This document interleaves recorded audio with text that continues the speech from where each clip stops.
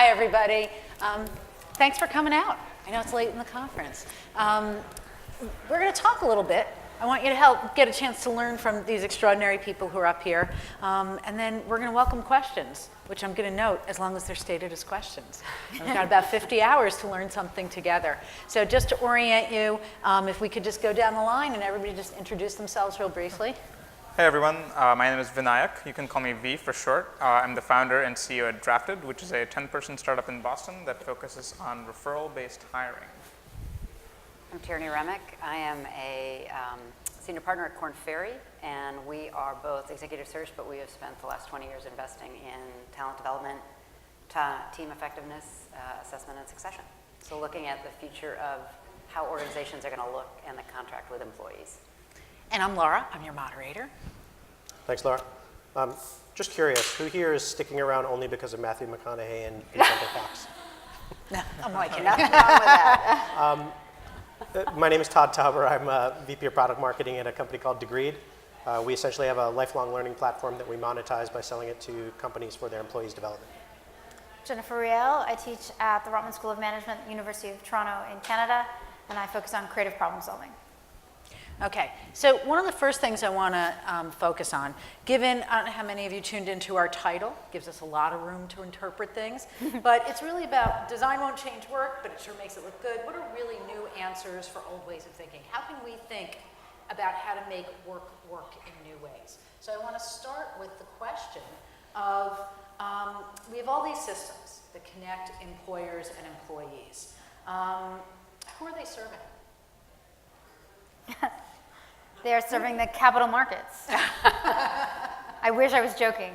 I think the financialization of business has created a world in which we're told that employees are costs to be minimized, and we create systems that drive us to minimize those costs and to quantify people's efforts in ways that don't capture everything that they bring to work, and I think that that's horrifying.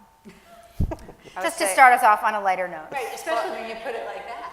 Well, I would say that what we've learned is that those organizations who understand that the talent that they have are actually the most important strategic investment they make are the ones that are sustaining talent longer and driving improved profitability. So the analytics are showing, to your point, that if you can figure out a way how to create continuous learning within an organization so that you both retain the talent, but also if you can create a relationship and a contract with that employee that they are considered strategic asset versus a cost, it does pay off financially as well as from an innovation and productivity perspective.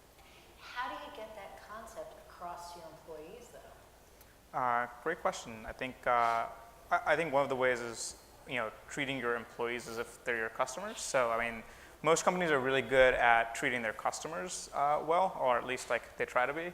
And so, if you're thinking about how you would treat a customer, if you're running a service and you're treating a client, your approach to that is very solution-based. It's value-based. Sometimes it's even challenger-based. And so you can use the same kinds of approaches with employees because you want them to know that it's not about them working for your organization. It's a two-way street. And I don't know if you guys saw like Chris Ye's talk, but he talks a lot about the alliance. So it really is an alliance where a company is also serving its own employees along with its own customers. And so if you kind of take a customer-centric approach to your employees as customers, there's no better way to show your employees that you value all of those things in that.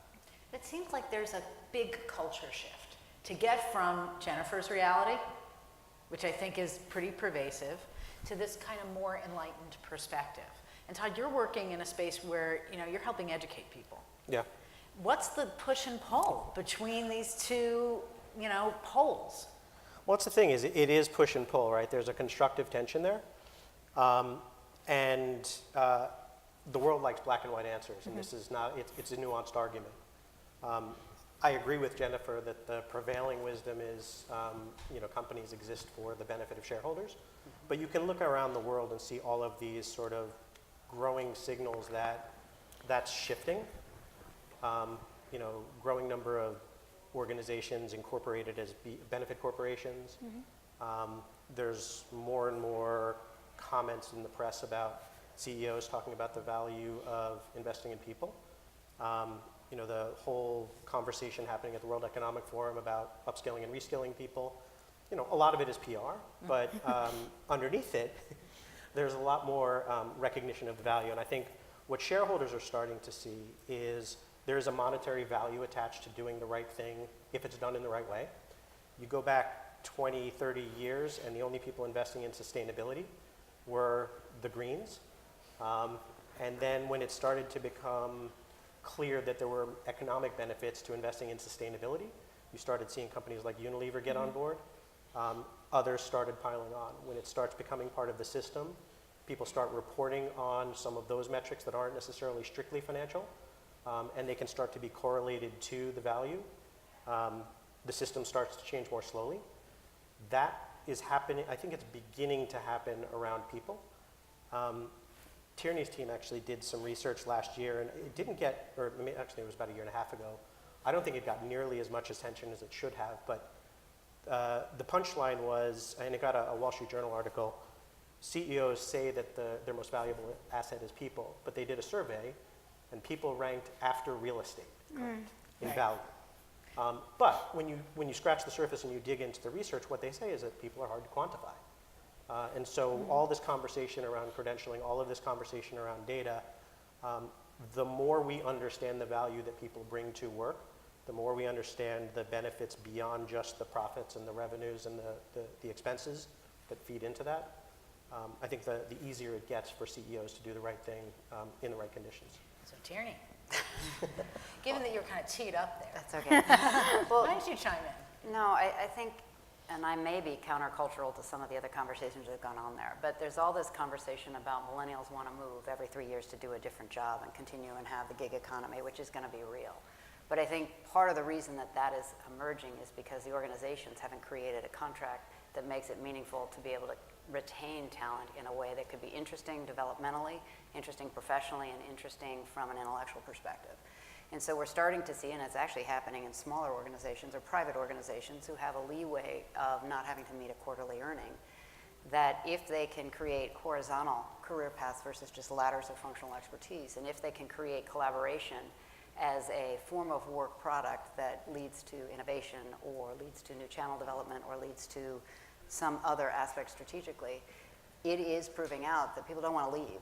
They want to be fulfilled and they want to be inspired and they want to be challenged, but they don't want to have to pick up and leave just because. Just in order to find those Just to things. find it. So I want to probe though and take a step back to something that Todd was referring to, which is that there's this question from the top of what's going to drive leadership, what's going to drive leadership to change and expand its framework of what success for the organization looks like. And you're working kind of at that epicenter. We're wrapping it up. And how do you see that change happening so that the organization gets to the point where it's changing and allowing that kind of horizontal growth during people's careers? It's taking time. I mean, let's be real. The financial markets are dictating public expectations of organizations, but what we also can do is turn that on its side. So if you either elevate a new leader or if you bring in from the outside a new leader, there's a very meaningful cost to the onboarding of that person. The average onboarding of a senior leader is 9 to 12 months, which is the time it takes for them to learn the organization, learn the people, figure out how to optimize the people. If you can even begin to shorten that time because of the way you understand, interpret, assess, integrate talent, which is a very real case, that productivity curve goes up immediately, which will address the financial concern. So that's one of the things. We're looking at leaders who are thinking very differently about the integration of themselves and their teams. The other is the cost of turnover is really, really high in organizations, and it's getting higher. And that is a significant cost because there's retraining, there's lost knowledge, the discretionary energy of employees is going outside the organization, it's not coming in, it's affecting innovation, it's affecting growth. Why do you think you have all these VCs and startups here? Somebody had ideas that weren't going to be planted somewhere else. So it's incumbent upon those leaders that can capture that, regardless of size, and you're already starting to see productivity returns. So speaking of those startups. Yeah, I guess we're one of those. So, to kind of put it in context, my previous company was Kayak, which was a travel company, and so I don't think there would have been any world in which I would have been able to do what I'm doing right now inside Kayak, even though the funny story is that I actually did try, now that you mention it. And because we were hiring a lot for Kayak. I hope most of you have heard of the travel company. You maybe have used one of the apps. I hope you liked it, because I ran the engineering team there for mobile. And the hardest part for me, I'm an engineer by trade, and so I hated doing people-related stuff. I would rather be at a computer coding most of my time.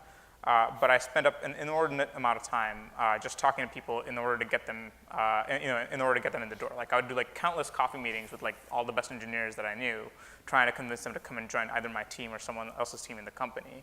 And so that's kind of where the idea for Drafted was born. And what I actually tried to do first was I tried to make an internal tool at the company that would help us get those kinds of personal referrals at scale. And I actually started building it when I was at Kayak, or like some version of it. And that got shut down really hard because the CEO at the time didn't even believe in having some kind of referral bonus, which is, I would say, very much industry. 88% of companies have one, right? But we didn't at Kayak. And by the way, to date, they still don't, even though they're a $2 billion plus plus valuation company. So so I think it just wasn't the right fit for our startup to grow and flourish. So to me, it was like super obvious that if I wanted to do something like this, I had to do it outside the company. But to that point, if I'd been able to just build what I wanted to build while I was there, I probably would have stayed. So Jennifer, part of what I'm hearing from them is that part of keeping employees is actually helping them be creative, helping them stay intellectually engaged. Are there processes that we should be bringing into our workplace to make this happen? Is it a leadership headset? What's the constellation of getting that fixed? Yeah, I think there's a lot. And I think that there's a class of workers where we have said, yes, we need to engage them and we need to motivate them and we need to give them room for creativity. Even if we don't do a great job, we have lip service to that. And it's what my colleague Richard Florida would refer to as the creative class, right? So there's a whole bunch of people who have these jobs, who have lots of independent judgment and decision making and do work that is in some way creative, and everyone on this panel would fit into that category. And then we have this other class of worker, which unfortunately is the majority of the American workforce, that have jobs that are what we used to call low skill, but we don't want to call them that anymore. But they are largely service sector jobs. They are jobs that have explicitly been designed to take judgment out. We've turned people into algorithm-producing machines. And the big theme of this week has been the automation of jobs and the end of the workforce and all of that. Well, we are producing that outcome. We have decided that a person in a customer service job needs to turn off their brain. And once we ask a person to stop being creative in whatever facet of their job, then they are replaceable with a computer. And so I'm a big fan of the work of Zeynep Ton, who's at MIT, and she's done a bunch of studies that actually tie back to something Tierney said, which is we need to be able to demonstrate that enabling people in every job to be creative is great for the bottom line. And Zeynep's work is in low-cost retail. So she studies companies like Costco, where they explicitly say, we're going to pay more.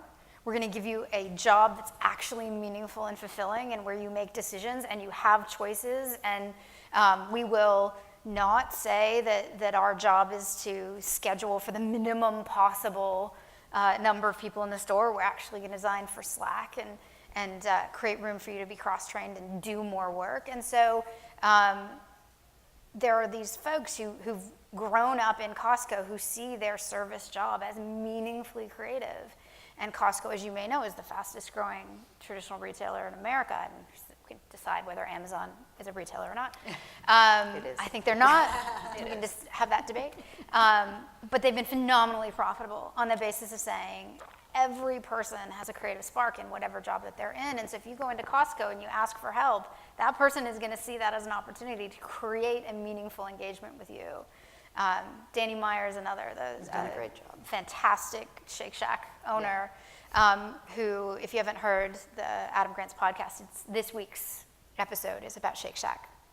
And Danny is the same. He believes that all of those folks have creative capacity and it is his job to unleash it.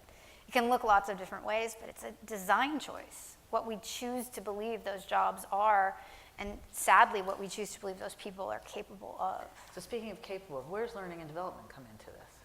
I mean, yeah. Well, I mean, there's a good example of exactly what she's talking about in the other direction happening at McDonald's right now. Business Week had a long article 2 or 3 weeks ago about how they're replacing order taking with apps with kiosks in the stores.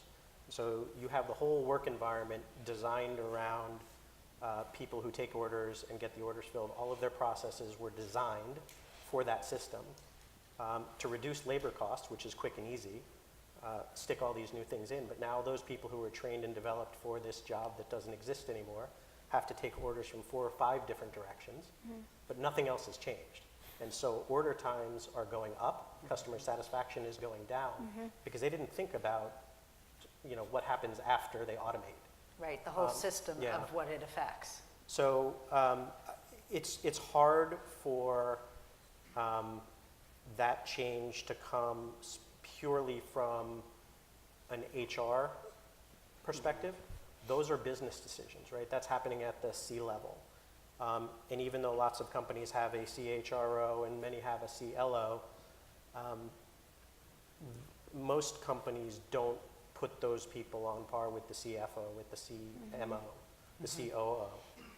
More and more are starting to. McKinsey and Korn Ferry actually just put out a book called Talent Wins. And one of the big points is that, you know, it's critical to factor in how you allocate capital for humans the same way that you allocate capital for financials. And learning is a big part of that. The talent is the only differentiated asset in an organization. You can duplicate technologies, you can duplicate channels, you can duplicate all of the other large capital investments. But talent is by definition human and therefore by definition differentiated. And organized correctly, it is your most competitive asset. To your point, we're now seeing CHRO roles go to folks that have actually sat in another chair or bring financial skills, bring P&L mindset so that they can sit at the table and they can actually be considered a strategic business partner, not simply a functional expert. So that then begins to shape the way education and training happens at the beginning. So I think this conference could benefit greatly from hearing from the corporate side, you know, what is education doing to fulfill the pipeline, and then where does corporate pick up, and how does that robustly enhance the population? So one of the things that I've been seeing in our partners in people analytics is that an interesting pattern of heads of marketing, people who have had experience in customer analytics, moving into people analytics, because A, they understand how to use analytics as a way of knowing to understand the organization, but also they make that shift of thinking about employees as customers. How do you see the politics behind getting analytics into the discussion, people analytics, about running the whole organization, and the politics of bringing all those people to the table?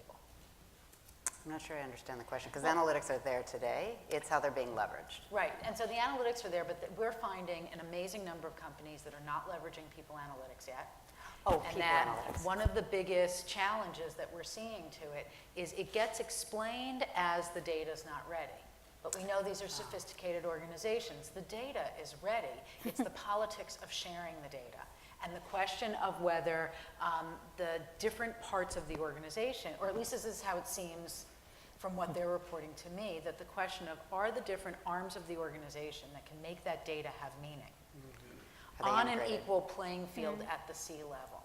Or is hierarchy getting in the way of information driving decision making? I'm sure it's both, you know, and you Yeah, say I have a different perspective because we work with a ton of companies, and especially because a lot of companies look to us as kind of leaders in software, and they're like, oh, you know, it's like the cool new software company. Like these guys probably know about analytics and AI and machine learning, and so they ask us all these questions. Quick question for the audience: how many people here are in like a talent or HR role at their company, if at all? How many people are investors by trade or operators by trade? All right. So I mean, if you've ever talked to a talent person or someone in the HR team, and you say, you know, hey, like, do you know what our cost per hire is?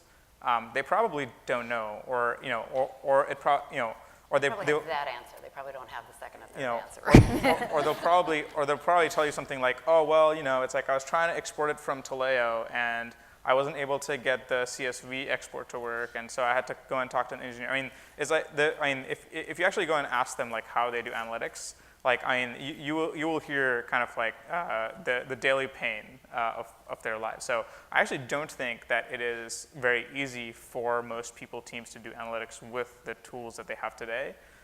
For two reasons. One, because none of them talk to each other. Like, you know, if you're using like 5 different platforms, you know, one for L&D, one for sourcing, one for your ATS, one for your onboarding, one for your kind of exit, one for payroll. Most of these systems are still not integrated. I mean, you know, some of the smaller ones are, but like for large enterprises, they still don't have really good integrations. So it's really hard to do like data reconciliation between the different systems. So I actually think that there is like a huge kind of you know, information gap there where you're not able to tie insights into each other. You know, so like you can't say like, oh well, you know, X people that we recruited from Austin on average have like a 10% higher payroll than the people that we recruited from San Francisco. Like it's really hard to do that kind of analysis. I think this is happening. It's just, you know, it's the bottom of the first The inning. bottom of the for first this. inning. That's exactly right. That's a great way to put it. No, All it these is, people it are is. starting to flow into the HR and the employee side of things. But there's also a big difference between their ability to generate useful insights and the ability to enable decisions where those decisions actually get made. Okay, that's an very Yeah. important distinction. Generating the right analysis. You know, we do some work with Airbnb, and their whole business is differentiated on their ability to experiment and use data to do it. And they wrote this up. This is kind of out there in the world, but they recognize that having data fluency as well as the ability to do data science was a competitive differentiator in terms of capabilities. And so they put a lot of effort, not just into developing the core engineering capabilities to get the right data into the right systems and do stuff with it, but to create the capability to use that data to make smarter decisions around the rest of the organization. And so they linked the learning that they do to their corporate strategy. Yeah, talent intelligence is going to be an incredibly competitive asset for organizations. I think that's true, and I think what I would love to see is a pairing of the amazing big data and analytic work with some of the other powerful tools we've discovered for understanding customers and bringing that in. So design thinking would be the other thing I'd want to bring to the talent space. I think it's massively underutilized, the ability to truly deeply understand individual users inside your organization. What is the employee experience truly? What is their journey? What are their stories? Just going and talking to employees and saying, tell me about the best experience you've ever had working here and tell me about the worst experience you've ever had working here. Mind-blowing insights can come from those two questions. Just starting to ask two potent questions. Yeah, just to say, help me understand what it's really like to be here. What is it really like to work in this organization? And what people will share with you will be massively surprising. And it's not saying, you know, here's the engagement survey and we're going to ask you the questions we think are the relevant measures of engagement. What is engaging to you, right? If they tell you the happy story, you're going to hear about what it is that they truly love and find meaningful in their work. And if they tell you the unhappy story, you're going to hear those dissatisfiers. And then you can bring all the big data and analytics to bear on more deeply understanding and validating what you've heard from those stories. So I'd love to see them paired. It's interesting, that correlates with what I think of as a needs analysis that you do in preparation for product design, where you're going and asking your users open-ended questions about what are your needs so we solve for the right problem. And then engineer solutions to keep employees within the organization like we would products. I'm getting you the right way. So, V, how do you guys use that kind of needs analysis, especially because you have a different capacity, I think, than some of these large organizations to gather data from a small, nimble team, where also you have the advantage of building your organization with your data at its center from the ground up. So I assume you're asking about how we're building our own company. Is that right? Because we're smaller? And what are your processes for learning about yourself in a meaningful way that's going to enable you to see the things you didn't go hunting for? That's a great. And scale. Yeah, that's a great question. And, scaling is the other piece. you know, I mean, there's kind of like the panel-friendly answer, and there's the honest answer. So I'm going to give you both. Yeah. You know, I mean, you know, the panel-friendly answer is, you know, at the end of the day, like our mission is to help other companies hire, and so we have to embody the things that we want to help our own companies achieve. So like one of the things, for example, is because we focus so much on referrals, like literally 90% of the people that we've hired to date at the company have come through referrals, which is awesome. And we track every single referral that every single person makes. We already know what our number of referrals per employee at the company is. It's actually 4.5 right now. Most companies don't know that statistic, but like, you know, as we grow, like that'll be like one of our guiding forces. I think referrals per employee is like a really great metric that encompasses a lot of different things, because if your employees are not engaged, they won't make referrals. If you have more referrals, your cost per hire goes down, your time to hire goes up. If you're able to hire a lot of people through referrals and also, and at the same time have kind of a diverse and inclusive environment, then that self-propagates, because like the more diverse your base team, like the more diverse the referrals that you get, and it's even better. So, you know, so if I only could track one metric for our company as we grow, as we scale, it would be referrals per employee. Now the honest answer is that we're a tiny startup. We've raised some VC money and we're running at breakneck pace. So most of the time it's like we're running around like chickens with our head cut off. So so in a lot of these cases, I mean, like we literally had someone start last week, and and I did a session of feedback with her every day. Like that was kind of our onboarding is like every day at the end of the day I would spend half an hour with her and say, how did today go? What went well? What went wrong? And what should we do better for the next person that comes in the door who's in your position, right? And on day 2, she said, you have no onboarding process, right? And I was like, okay, well, what do you think we should do about it? So on day 3, she wrote me a list of 10 things, and she was like, this should be our onboarding checklist. And I was like, that's awesome. You're in charge of it now. So that's that's kind of the way that we operate. And different people will come in and care about different things. Like I bet the next person who I do this with is going to have a totally different set of complaints, and then they're going to have a totally separate checklist about how to improve the company, and then I'm going to put them in charge of it too. And so for us, that works right now at this scale because everyone's doing 20 different things, everyone's doing 20 different jobs, and we need all the help we can get. So anytime someone cares about a part of the company that's getting ignored, that's amazing. Like that's awesome. And so that's it's kind of a reactive way of scaling different functions where people get to come in and work on what they care about. And that's incredibly empowering because most people aren't used to getting a high level of company-wide decision-making authority on day 2 or 3 of their job. But so far, what I've found is that doing that has worked out 9 out of 10 times for us.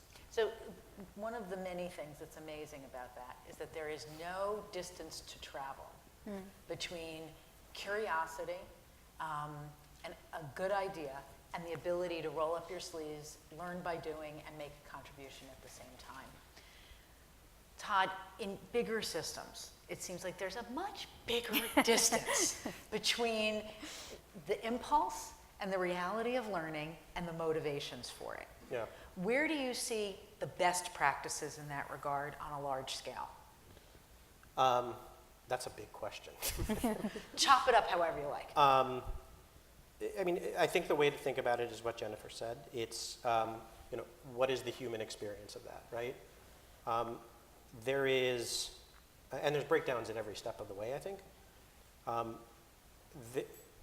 heard this morning in the opening keynote, we know what works in education, right?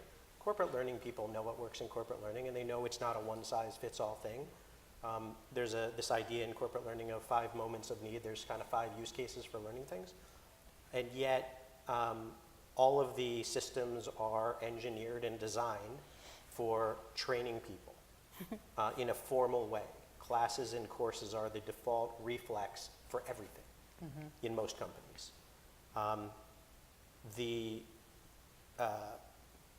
The reward mechanism for learning is command and control. It's the most dominant use case for people using corporate learning solutions is either A, I've had my performance review and my boss says I have to fix X, Y, or Z, or B, it's the end of the month, end of the quarter, end of the year, and I need to get my compliance done. Most of the money, when you look at the time, the effort, and the budgets that gets spent on training people to do the jobs they have right now today, not getting them ready for the jobs they might want in the future, or that you might need them to do next.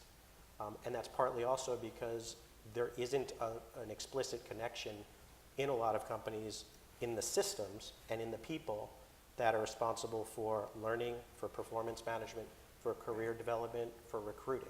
It's different people managing different processes using different tools. And as Vinayak said, that those things aren't connected, literally. Very often those people aren't coordinated in any meaningful way. That's starting to happen more and more, but it's not the kind of prevailing wisdom. So I mean, I could go on and on. There's lots of problems with the way learning happens in the workplace, but it's this whole system of kind of incentives and sort of grease and carrots and sticks. Jennifer, when you think about how to change that system, when you think about how do we get organizational leaders to think differently and partner with the people inside, especially in organizations where those systems predate them? Are there processes, aside from the articulation of new goals, that could be useful? I think so. I think on one level, it's a recognition that our current models of learning are just models of learning. Right? We all have these mental models of what it means to upskill or learn or take a class. And they're inherited from school, right? So we expect that if we have a learning need, well, let's get together a cohort and we'll put them together in a room for a while and there'll be an instructor at the front and that person will impart wisdom into those people and then they'll go back to their jobs and of course not much changes because there's no intrinsic motivation other than, well, my boss told me I should do this or someone said this was a good idea. And so I think we have to challenge the model of what learning looks like in the organization and ask people for help in co-designing the kind of training and learning that they need. I think we have to push our own models of what is possible when it comes to learning. And I mean, that's what this whole week has been about, right, is extending models of what learning can and should be. And I'm not saying that has to be a technology-enabled solution. It can be a totally human, non-technology-enabled solution. As we see at Drafted. Yeah, exactly. That end-of-day conversation is a learning moment for both sides, right? We don't frame it that way. We don't think of that as learning. But I think we have to push ourselves to understand that those are mental models and they can change. People actually do think about that stuff as learning. they do. I mean, the prevailing wisdom, everybody knows most of the learning for adults happens On the in the job. work Yeah. environment, through reflection, through feedback, through practice, through trial and error. Yeah. And yet, all of the money goes into solutions that look a lot like classes and courses. Right, so first of all, maybe you should put in your onboarding, you will have a daily learning opportunity with your supervisor.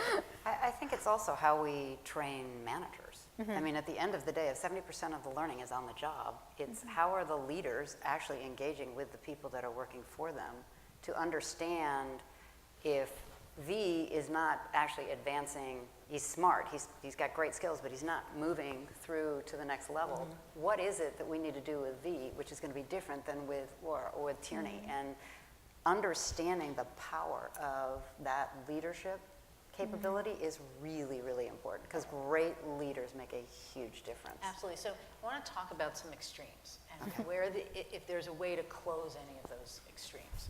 So when we look at the education of elite CEOs, there's a tremendous investment that they've made in their education up to that point, and then an organization makes, often with executive coaching, very personalized forms of education. The assignment of mentors and coaches that customize learning for that individual.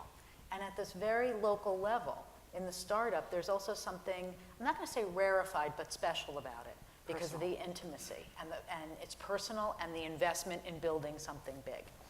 Yet, as we move down through the organization and we think about hourly workers, it's as if the quality of the education and the customization of the education is commensurate with the person's pay level and perceived individual value to the organization.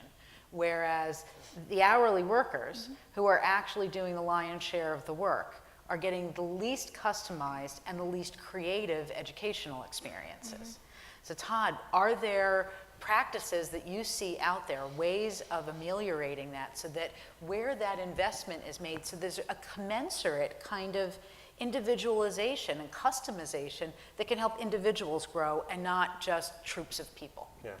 There are absolutely practices, right? Coaching is a practice. Mentoring is a practice. They're not practiced widely. But I also think a lot of cottage industries, if I can, there's not really consistency Yeah. across Yeah. those No. industries. So they're cottage industries, and therefore the value creation opportunity is so scattered. Please, that it's a they whole are area not- of research for us, is Yeah. because there's a lot of snake oil there and a lot of There's a ton. undocumented processes. But anyway, But it goes back to right where Jennifer started. The pressure that CEOs get is to drive shareholder value, right? And there's really only two ways you do that: more revenues, lower costs. People are a big cost, very easy to cut, automate, squeeze, outsource, especially when you look Make at them flexible. in the aggregate. right?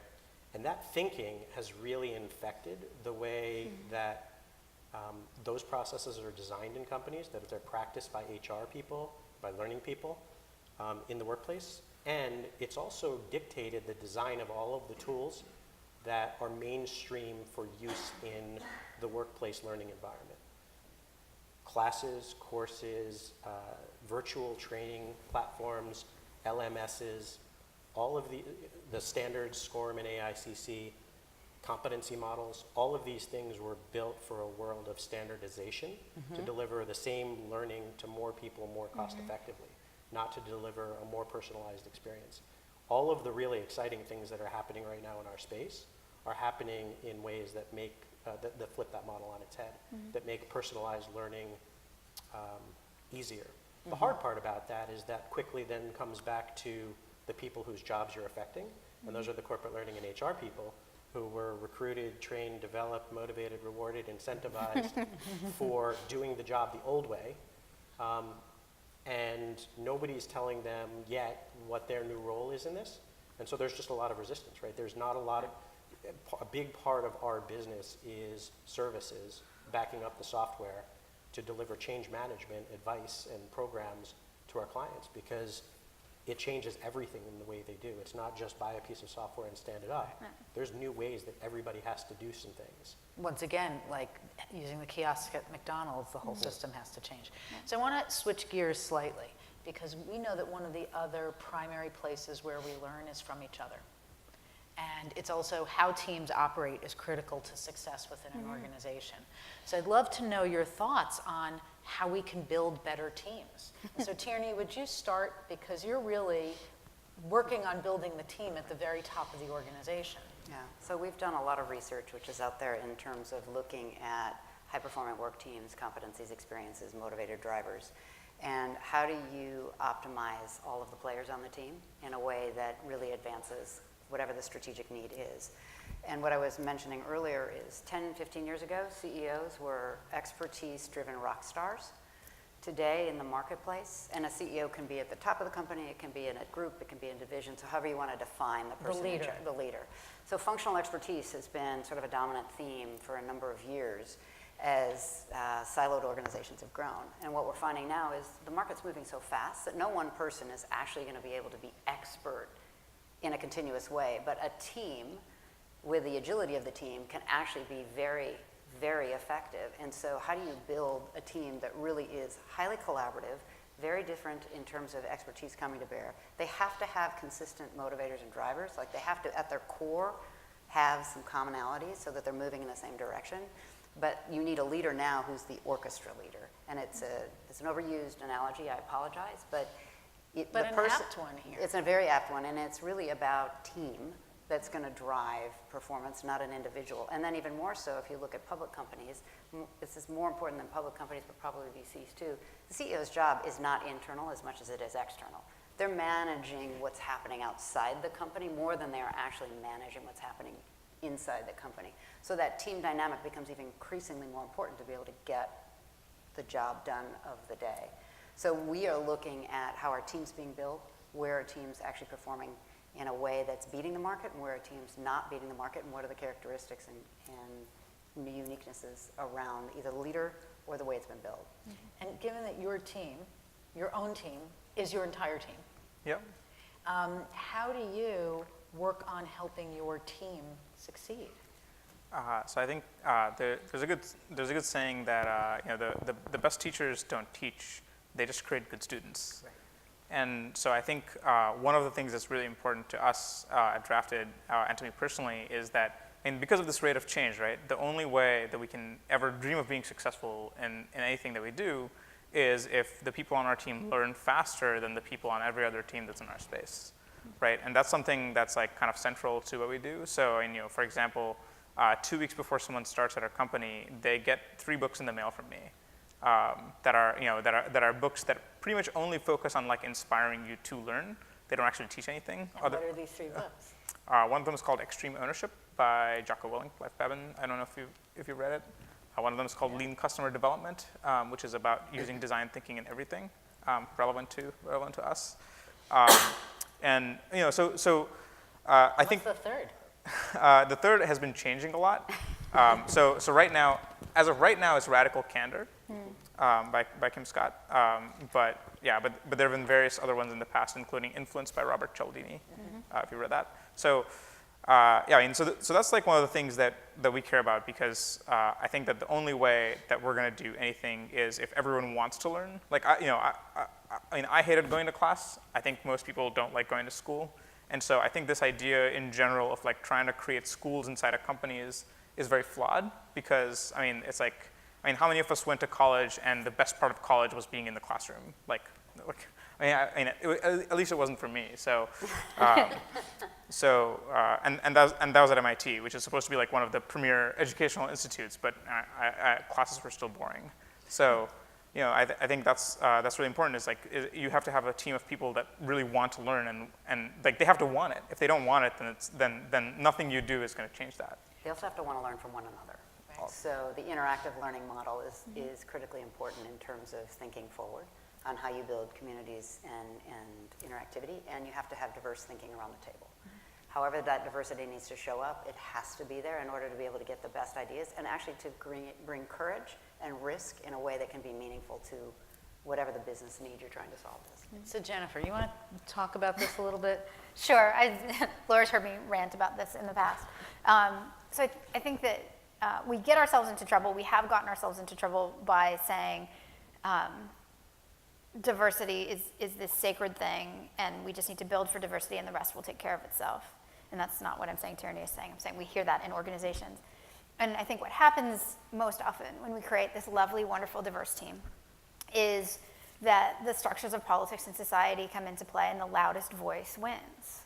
If we don't provide tools and processes for actually bringing out voices that are typically underrepresented, the quieter voices in the room, then we get a diverse team listening to the old white guy.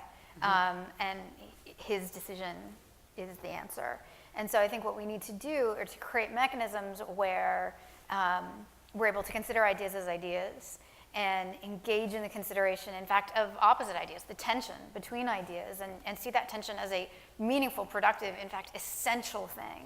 That we can't make a decision if we just nod, right? That we meaningfully have to have a rich conversation. Often, one of my favorite quotes is actually in a Peter Drucker book, and I'm not one of those Drucker folks who sort of proselytize on Drucker, but he writes about Alfred Sloan, who was the CEO of General Motors, and it's a meeting in the 1940s.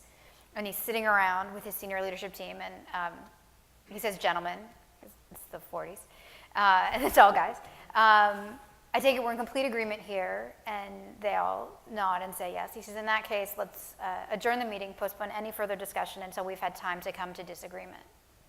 It's beautiful. It's just the most lovely example of a leader owning the need for diversity of perspective. And when I work with leaders, I say the single greatest thing you can do from a learning and development perspective is think messily with your team, right? Don't come in with the answer. Invite those tension Yeah, points. right. Ask people to challenge the ideas, not the person, but the idea. And come in with half-baked or quarter-baked ideas and ask people to challenge and push and make them better. And I think that that's a powerful way to learn. You are demonstrating the kind of thinking that got you your job, and then people can say, well, I would like that job. That's how I need to think. That I need to challenge myself in those ways, and that's important. On that note, what about the less heard voices in the room? We've got a few minutes left. Do you guys have any questions, things you want to probe from this amazing panel that's up here? Sure. Given Again, all the white guys are getting referred to white guys. Great question. Great question. You could replace Yeah. white guys It's with natural. Other, Yeah, It's natural. Homogeneity has its own forms. Yeah, it's totally normal to kind of look at referrals that way. I would say it's probably one of the most common misconceptions about referrals. Referrals are actually the #2 source of diversity hires at a lot of companies, according to a survey done by Lightspeed. But really, I mean, if you think about it in a very simple way, if you don't want people that look like the same people from your team, go ask other people. Right? Go ask people outside your team. That's one of the things that we focus on is community referrals because, for every white guy, every white guy has a mom, right? And so and instead of going and asking that white guy who's on your team, go and ask his mom. You might get more female referrals, right? So, that's like a very, very simple way to leverage referrals. The second thing is you can use that same property to your advantage if you're trying to focus on getting more representation for specific affinity groups, where you can try and focus on getting referrals from them to more people in those demographics. So, referrals are a way to get really good people in a fast and efficient way. It's up to you how to target them and how to use them. So being proactive about it is really important. If you just sit back and say, we have a referral bonus, please do something, then we get the problems that you're talking about. But if you go to someone and you say, hey, it's like, I saw that you know Jane. Jane looks like an amazing engineer. I'd love to talk to her. Can you introduce me? That's a very different kind of referral because I'm being proactive about the kind of people that I want to bring into my organization through you. Does that answer the question? I would say in a large corporate structure, it's not the identification of the diversity of the pipeline, it's the integration and acquisition and getting them hired. Yeah, I mean, look, just as an aside, we're doing work with a large bank, and they said the biggest issue is the head of diversity goes to a hiring manager and shows a resume from someone they met who came from a less prestigious academic institution, a lower GPA, quote-unquote wrong major, and the HR team thought this individual was amazing, and the hiring manager said, screw up, I've only spent 15 minutes interviewing. So how do you change that perception within the organization so the points right on? Yeah, I mean, I face it in the boardroom, I face it in the C-suite all the time, which is there are people there that could add great value to different teams. It's how do you break through to try and get a different conversation started. So what we do in those situations, we change the way we position the background. We take it away from GPA, company, and look at what have they done, what are the skills they have, what are the teams they've led, what are the projects they've solved, and you immediately take away the unconscious bias of, well, that bank I don't like, but this project is really directly applicable. So This is partly a design challenge too. It I is. mean, it comes right back to the systems, right? Resume goes into an applicant tracking system which scores you by an algorithm, and if you don't have That the puts right people keywords, out. you don't get shown. A human looks at that resume, sees bias in the, there needs to be a different signal, a different way to communicate what those people are actually capable of, what they can contribute, than just a resume. Absolutely. I want to snag one last question before we run out of time. So the comment, the general idea of trying to create schools inside of companies is very flawed. We shouldn't try to mimic the ideas of learning in schools inside of the workplace. I'm interested in, what do schools do right that we need to learn in the corporate sector and apply, because they obviously have to be doing something right. And what can schools learn, because they're not the place where we're actually learning, as that comment suggests, what they need to learn from how we're doing things in the workplace. Which seems like this seems like the perfect. Jennifer, you want to start? Sure. I'm a big fan of the trend towards inquiry-based learning in schools. I think that the idea that you let the student lead in the area that they're excited to learn in. We're doing a lot of inquiry-based learning in Ontario, and it seems to be proving out to actually increase engagement and increase learning. So I think that that's one thing that we can learn from educational systems is the ability to let the learner lead us in some powerful ways. What can education learn from business? I'll think about that. I'll let other Well, people. given that we're at exactly 3 seconds, I think we're going No, to then have I'll to save stop. that for another panel. So thank you, all you of very you. much. And thank you guys for being here today.